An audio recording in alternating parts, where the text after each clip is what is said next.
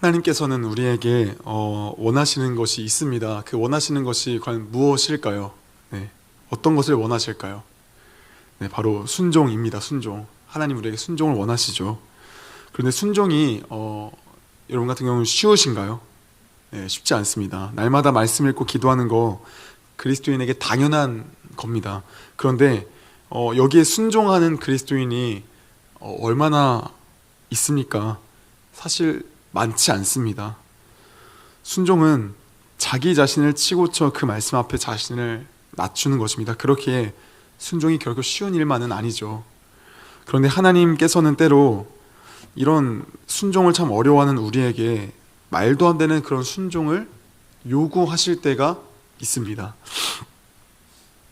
쉽고도 쉬운 하나님 말씀에도 머뭇거리는 우리인데 하나님은 때로 우리를 과대평가하시는 것처럼 엄청난 걸 요구하시는 때가 있단 말입니다. 그때 우리는 어떤 반응을 보입니까? 오늘 설교 제목처럼 이렇게 말을 합니다. 하나님, 이건 진짜 에바죠. 이거 진짜 못합니다. 절대 하기 싫습니다. 내가 어떻게 합니까?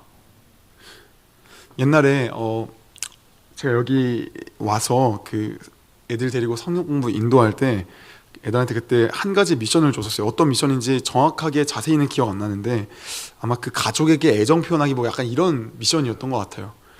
근데 그때 한 학생이 이렇게 말했었어요. 네.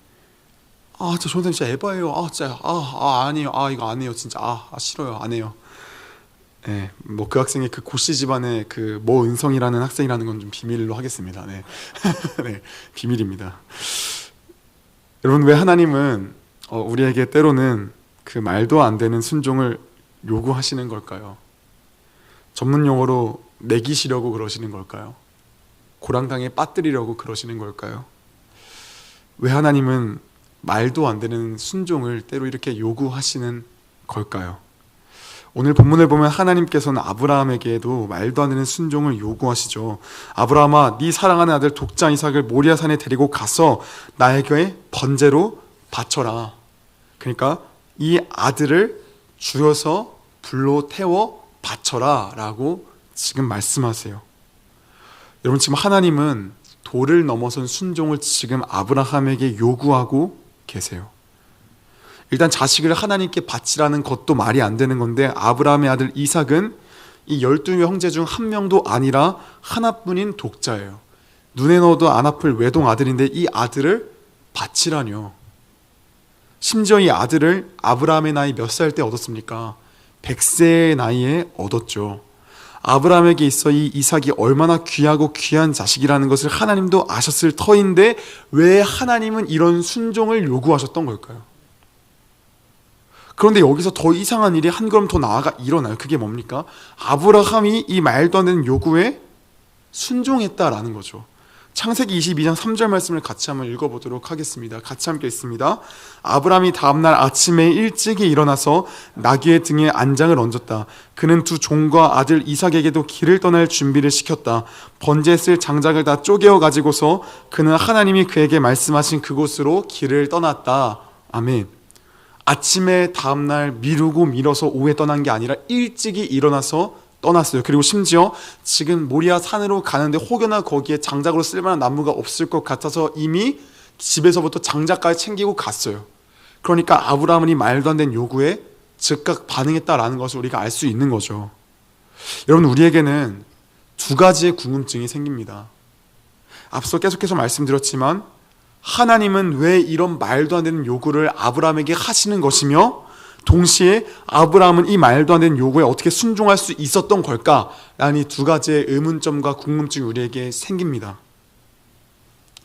하나님께서 갈대아 우르 메소포타미아 지역에 사는 아브라함을 부르셔서 너로 하여금 큰 민족을 이루겠다라고 약속하셨어요. 그런데 시간이 흐르고 흘러도 여전히 아브라함에게는 자식 하나가 없었죠.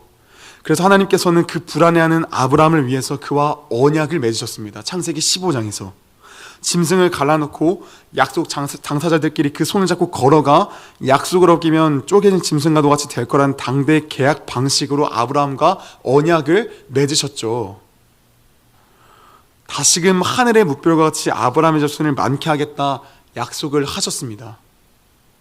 이제 아브라함이 할 일은 그저 하나님의 약속하심을 믿고 기다리면 되는 겁니다. 그런데 그가 어떻게 합니까? 기다렸습니까?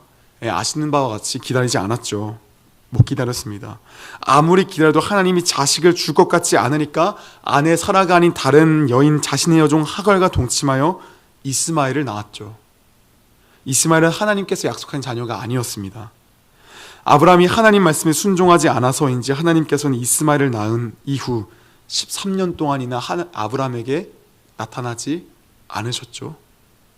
그러다 13년이 지난 아브라함의 나이 99세 때에 그에게 나타나셔서 하나님을 믿지 못한, 하나님 말씀에 불순종한 아브라함을 잠시 책망하시고 자손이 하늘의 무별과도 같이 많게 하시겠다는 하나님의 약속이 여전히 너에게 유효하다라는 것을 말씀하셨어요.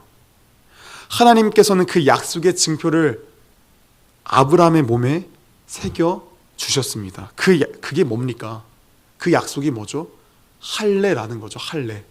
함께 창세기 17장 9절 14절 말씀 길지만 같이 함께 읽어보도록 하겠습니다. 함께 있습니다. 시작. 하나님이 또 아브라함에게 말씀하셨다.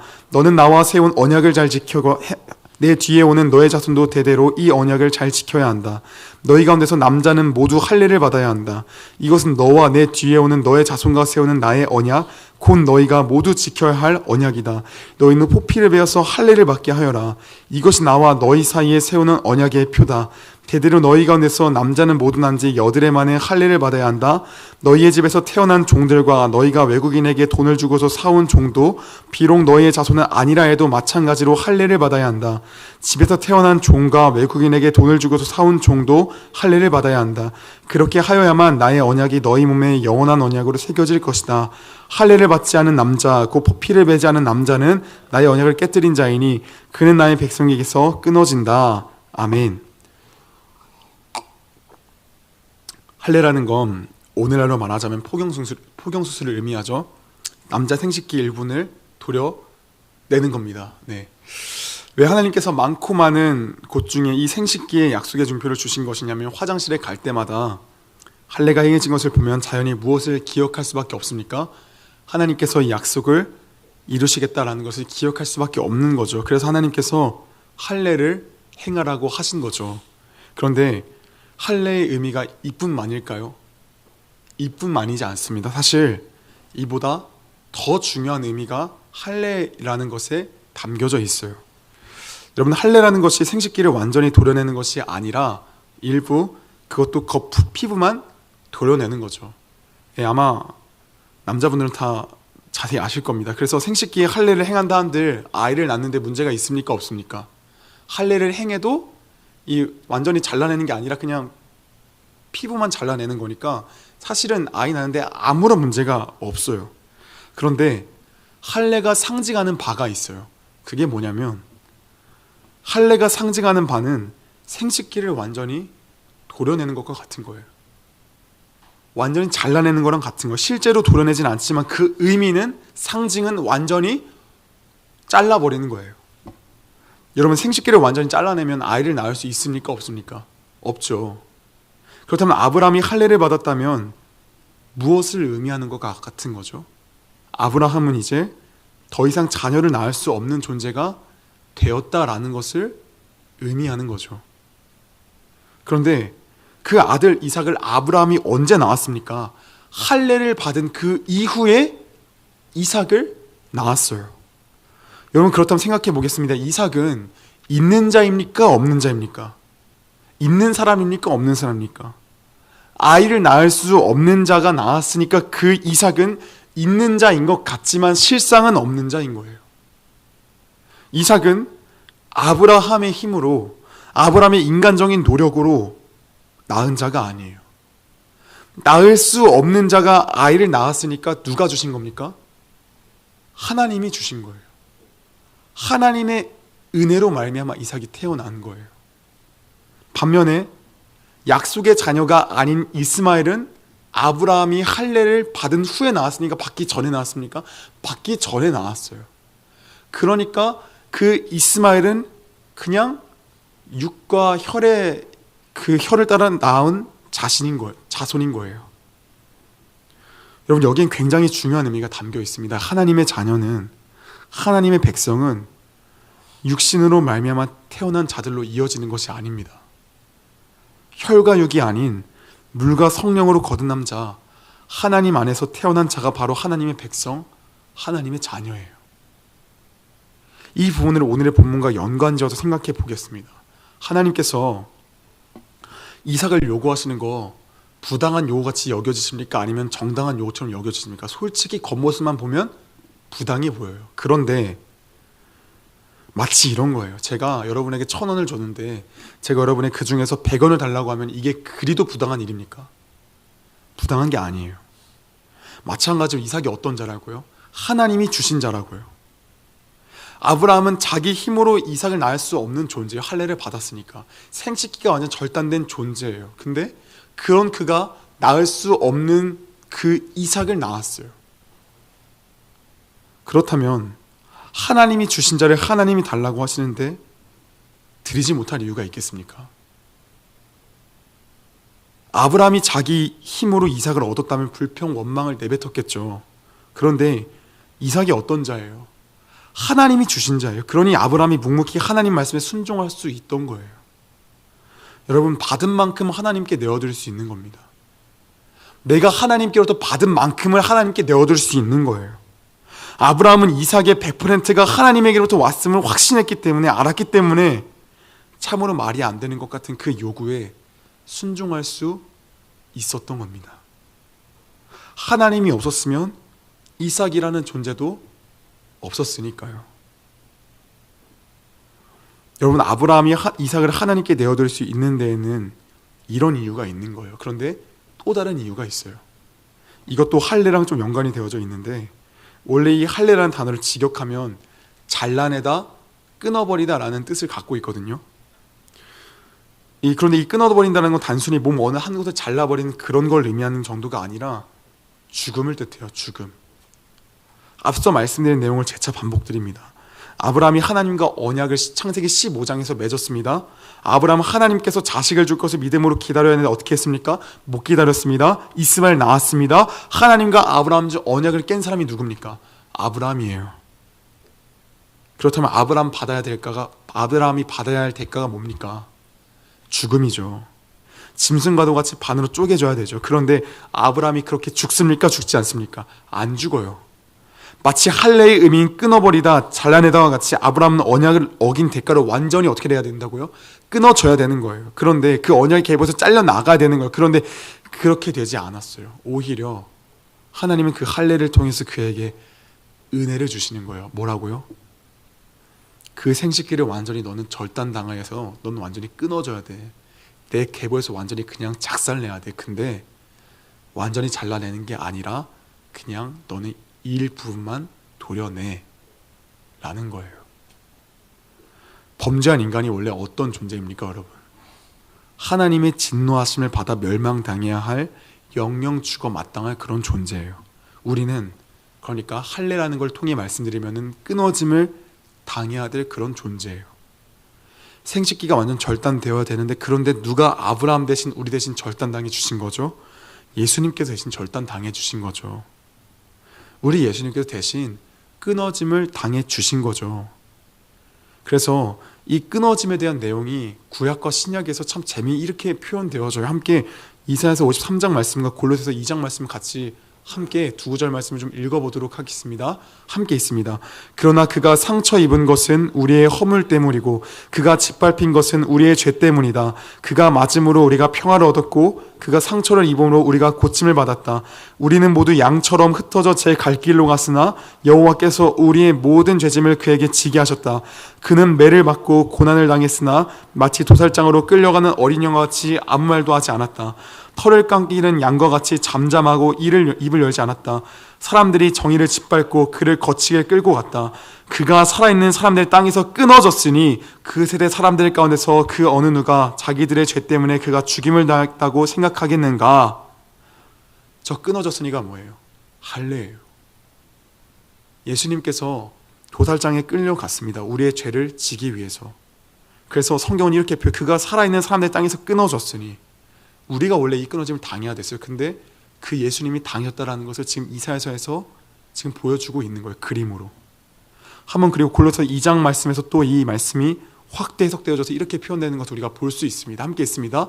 그분 안에서 여러분도 손으로 행하지 않은 할례 곧 육신의 몸을 벗어버리는 그리스도의 할례를 받았습니다. 아멘. 그 할례가 무슨 할례라고요? 그리스도의 할례라고요. 사랑하는 여러분, 우리가 겉보기에는 하나님께서 아브라함에게 굉장히 무리한 요구를 하신 것 같아 보여요. 그렇죠? 그런데 그 내면을 들여다보면 사실은 이미 하나님께서 아브라함에게 순종할 수 있도록 그냥 다 주셨어요. 이미 순종할 수밖에 없게끔 너무나도 큰 은혜들을 그의 삶 가운데 가득가득 부어주셨어요. 다시금 생각해 보겠습니다. 하나님 없이 이삭이 존재할 수 있는 자였습니까? 아니요. 불가능이에요. 하나님 없이 이삭은 그냥 없어요. 존재할 수가 없어요. 아브라함이 그럼 하나님의 은혜가 아니었으면 여즉 살아 있겠습니까? 언약의 저주를 받아서 반으로 갈라져 죽었겠죠. 잘림을 당했겠죠. 하나님께서 아브라함에게 독자 이삭을 바치라고 말씀하시는 그 자리 자체가 하나님의 은혜가 아니고서는 도무지 허락될 수가 없는 자리였던 거예요. 이미 기본 자체가. 그렇다면 여러분, 여전히 하나님께서 이삭을 바치라고 하신 그 요구가 부당하다고 말할 수 있겠습니까? 여전히 그 요구가 하나님 이거 진짜 에바예요 라고 말할 수 있겠습니까? 아브라함은 하나님의 은혜를 알았기 때문에 그 은혜에 의하여서 그 아들 이삭을 드렸던 겁니다. 아브라함의 믿음이 탁월했던 거 물론 그것도 어느 정도 있겠죠. 그런데 그보다 훨씬 더 중요한 게 뭐냐면은 하나님이 이미 그냥 다 주셨어요. 이미 그냥 아브라함이 순종할 수밖에 없게끔 하나님이 이미 그냥 다 깔아놨어요. 여러분, 하나님께서 그렇다면은, 그러니까 아브라함이 그럼 이 순종을 했던 이유는 알겠어요. 그러면 하나님은 왜 도대체 이 얼토당토하는 이 요구를 아브라함에게 요구하셨던 걸까요? 이 요구 가운데 하나님의 심정, 하나님의 그 마음은 뭘까요? 하나님께서 이 요구를 통해 원하셨던 건 하나님이 아니고서는 이삭이든 아브라함이든 자신이 있을 수 없는 존재라는 걸 더욱 깨닫고 확증하게 하시기 위함이었던 거예요. 그리고 한 걸음 더 나아가서 이 말도 안 되는 요구 가운데 있는 하나님의 심정은 이거예요. 아브라함아, 너는 나의 은혜로 얻은, 그냥 꽁으로 얻은 그 자식 내놓는 것조차 그리 힘들지.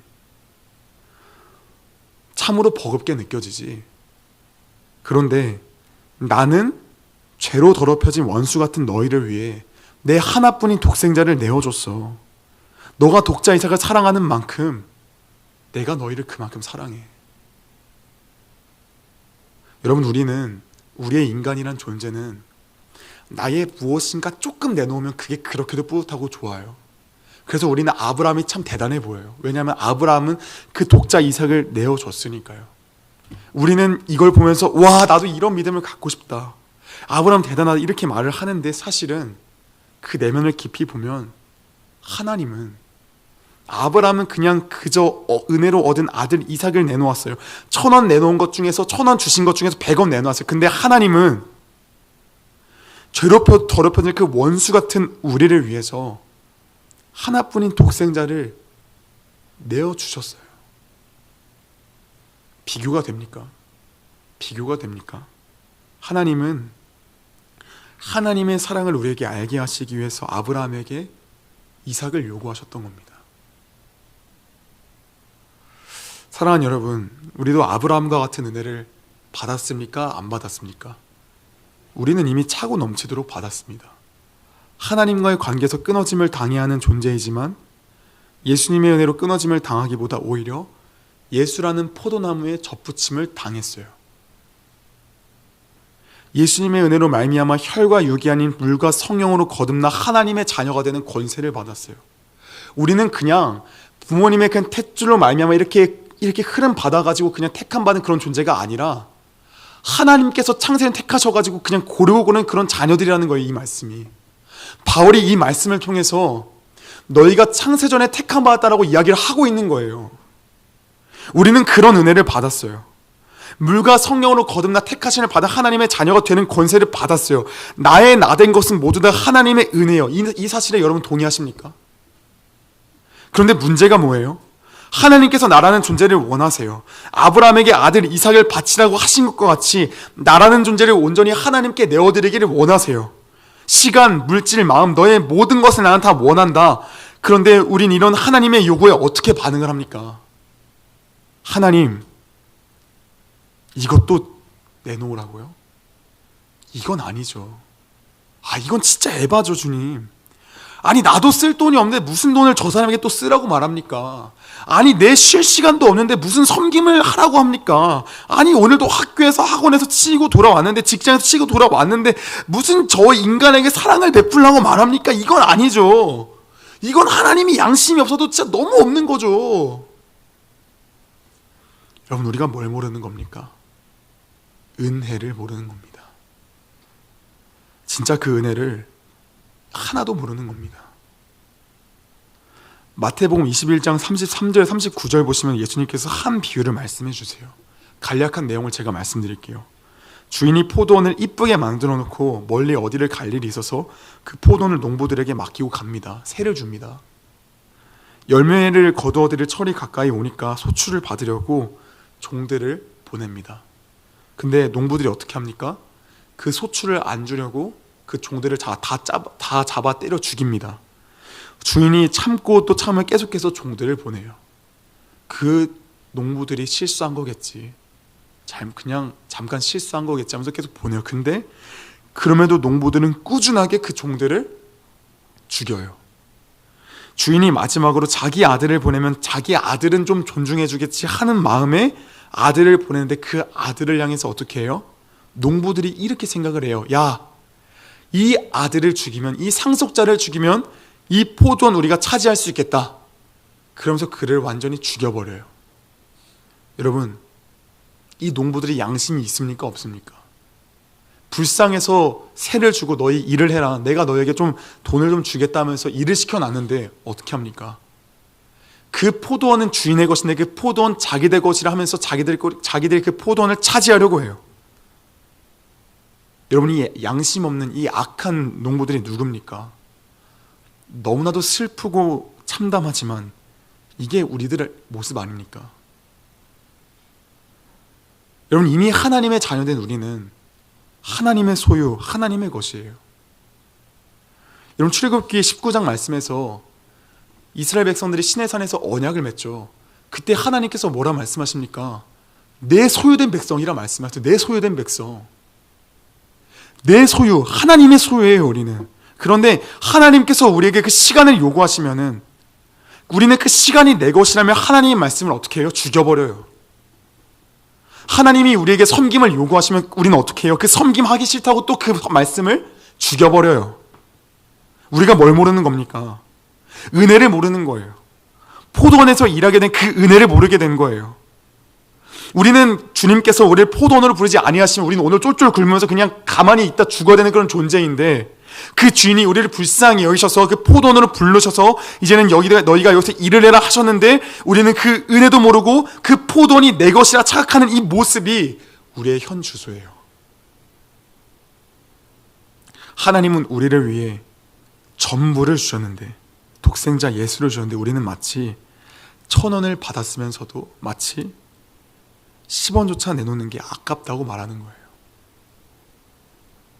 1,000원을 받았으면서도 하나님 왜 나에게 10원을 요구하시는 거예요? 이거 부당한 거 아니에요? 라고 말하는 거예요. 여러분, 너무 안타까운 일 아닙니까? 속상한 일 아닙니까? 사랑하는 여러분, 우리가 이 은혜를 회복해야 되지 않겠습니까? 정말 이 은혜가 은혜되어야 하지 않겠습니까? 그러기 위해서 어떻게 해야 될까요? 우리 스스로 하나님 앞에 진짜 죄인임을 처절히 깨달은다면 그 은혜가 은혜되지 않겠습니까? 생각해 보세요. 예수님이 너를 위해 죽었다라고 하는데, 내가 물건 훔친 그 정도의 죄를 위해서 죽었다면 예수님은 그냥 내 물건 훔친 그 정도 죄를 위해 죽은 자예요. 근데 내가 만약에 정말 말도 안 되는 그런 죄를 저질렀어요. 그러면 그 죄됨을 심히 느껴요. 근데 예수님이 나를 위해 죽으셨다면 그 은혜가 얼마나 크겠습니까? 비교가 됩니까? 비교가 안 되죠. 그러니까 우리가 그 은혜를 깨닫기 위해선 우리가 우리 스스로 진짜 죄인됨을 처절히 더 깨달으면 되지 않겠습니까? 그럼 내가 그 죄인됨을 어떻게 깨달을 수 있을까요? 그 방법이 뭘까요? 은혜밖에 없습니다. 말씀을 붙잡고 그 말씀에서 주님이 나의 죄됨을 말씀해 주시는 그거밖에 없어요. 뭐가 있겠습니까? 내가 날마 나 스스로 죄인이야 아무리 막 100번 1000번 말해보세요. 여전히 이 마음 가운데 의는 끌어오를 테니까. 나라는 존재가 죄인됨을 알 수 있는 거 하나님 말씀밖에 없어요.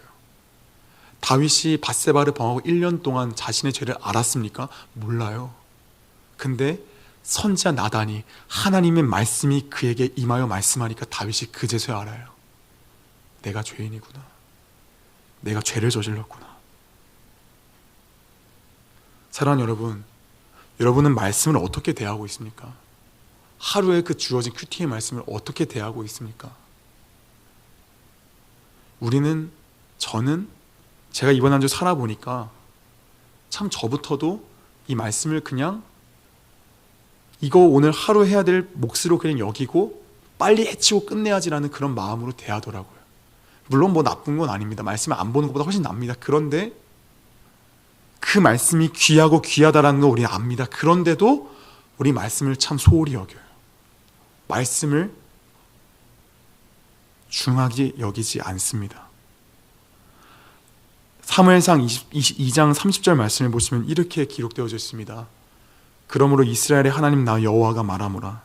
내가 전에 내 집과 내 조상의 집이 내 앞에 영원히 행하리라 하였으나 이제 내 여호와가 말하노니 결단코 그렇게 하지 아니하리. 나를 존중히 여기는 자를 내가 존중히 여기고 나를 멸시하는 자를 내가 경멸하리라. 무서운 말씀입니다.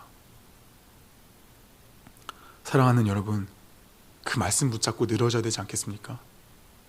그 말씀 붙잡고 정말 처절하게 늘어져야 되지 않겠습니까?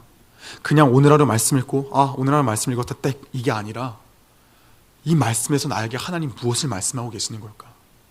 안 느껴진다면, 안 깨달아진다면 그 말씀 붙잡고 처절하게 야곱과도 같이 늘어져야 되지 않겠습니까? 하나님, 이 말씀에서 나에게 하시고자 하시는 말씀이 있을 텐데 그 말씀 뭡니까?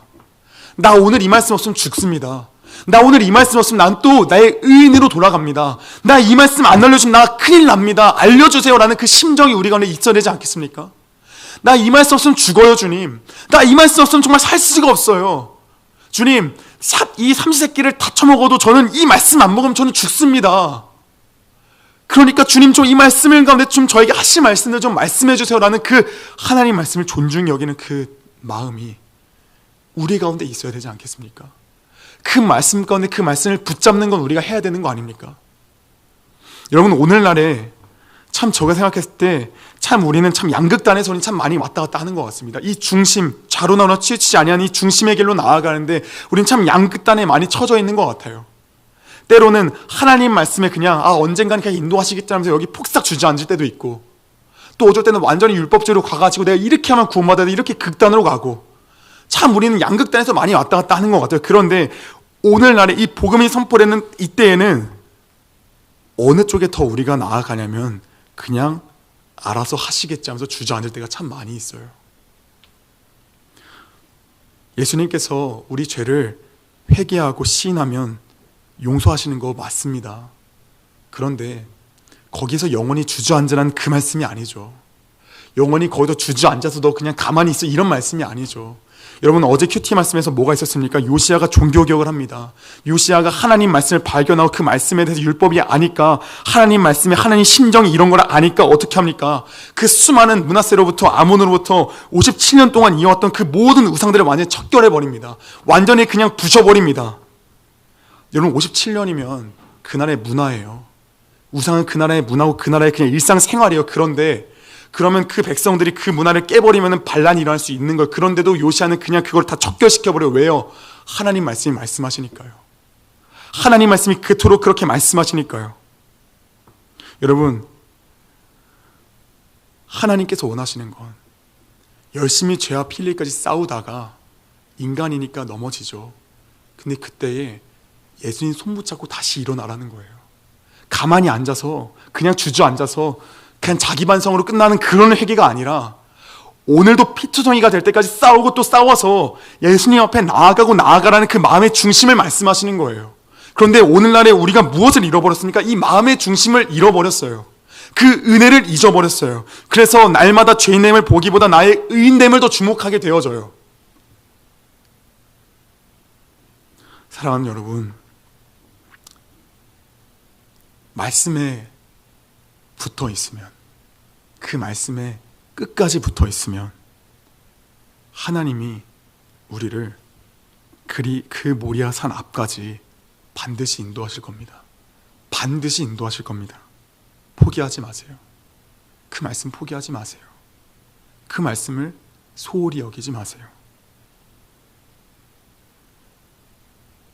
만약에 우리가 날마다 그 제자리 걸음이면 우리의 신앙생활은 정말 힘없는, 그냥 매갈이 없는 그런 신앙생활로 끝까지 가다 그냥 인생 헤매다가 갈 겁니다. 그런데 그런 삶보다 진짜 이 땅에서 예수님을 누리고 사는 것이 얼마나 더 좋겠습니까? 헤매고 헤매는 것보다 예수님의 인도하심을 받아서 살아가는 삶이 더 낫지 않겠습니까? 사랑하는 여러분, 그 말씀을 더욱더 가까이 하고 그 말씀을 더 존중하는, 그래서 정말 그 은혜를 알고 은혜에 합당한 삶을 살아가는 우리 중고등부 모든 지체되기를 진정 예수님의 이름으로 소원합니다.